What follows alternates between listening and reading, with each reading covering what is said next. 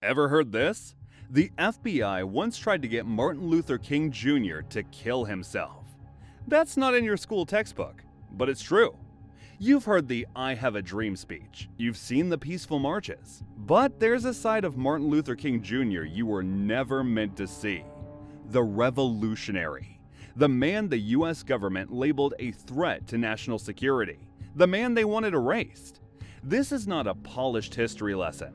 This is the untold story of a man who was hunted, betrayed, and silenced, yet still managed to change the world. And once you hear it, you'll never look at Martin Luther King Jr. the same way again. Martin Luther King Jr. was born Michael King in 1929. At 15, he was already in college. At 26, he was leading the Montgomery bus boycott.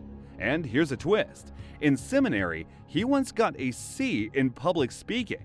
Yes, the man who inspired millions struggled to find his voice. That voice was forged through pain. As a child, King's white best friend suddenly wasn't allowed to play with him anymore. That moment didn't just hurt, it lit a fire. In 1955, when Rosa Parks refused to give up her seat, King was chosen, almost by accident, to lead the boycott. He hadn't volunteered, but his words carried weight.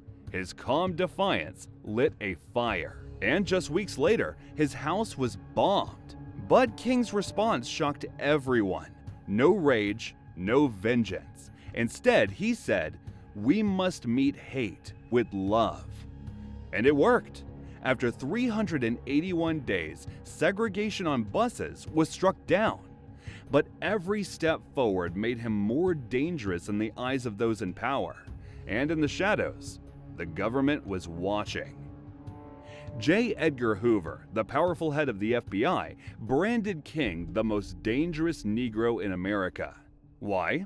Not because King carried weapons, not because he called for violence, but because he had a message. And in a country built on inequality, that was more dangerous than any gun.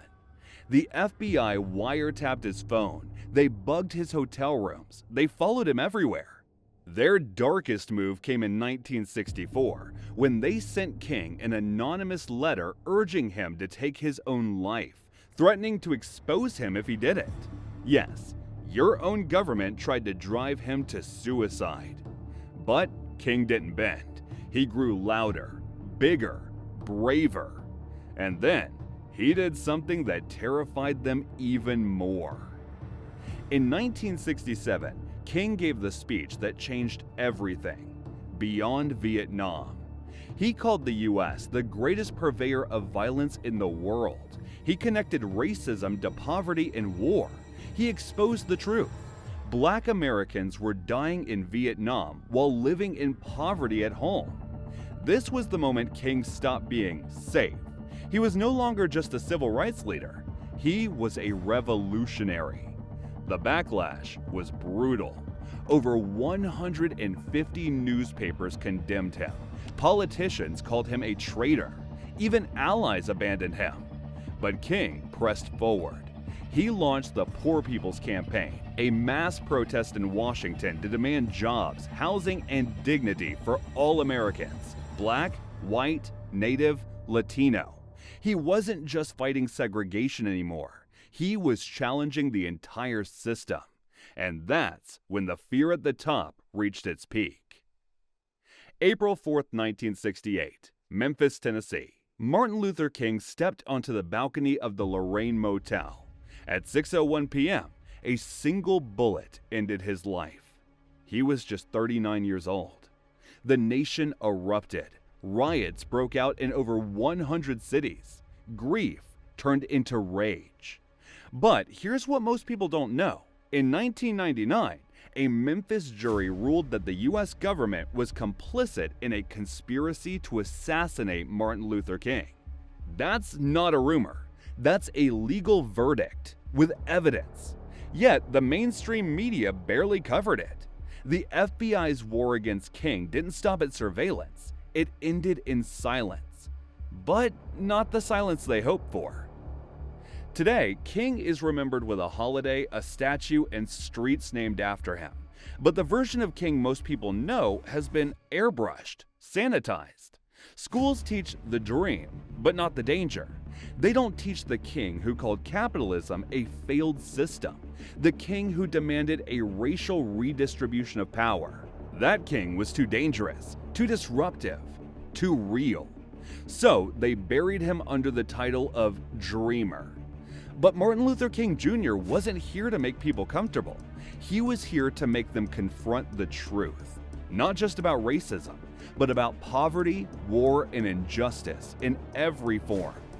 And that's why his final campaign, the Poor People's Campaign, is almost never mentioned in schools, because it revealed who he truly was. Not just a civil rights hero, but a revolutionary who saw the whole system as broken and said so out loud. Here's the kicker. Martin Luther King Jr. is the only American with a national holiday who wasn't a president or military leader, not because he picked up a weapon, but because he picked up a mirror and forced America to look at itself. This is the legacy they tried to bury, but the truth? It's still alive. So now the question is, what will you do with it? Because legacies aren't meant to be buried, they're meant to be awakened.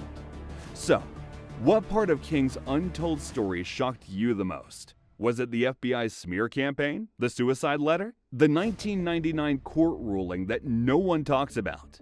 Tell us in the comments. We want to hear your take. And if this opened your eyes to the hidden side of history, make sure to like, share, and subscribe, because we're bringing you more untold stories that challenge the narrative and reveal the truths you were never meant to hear.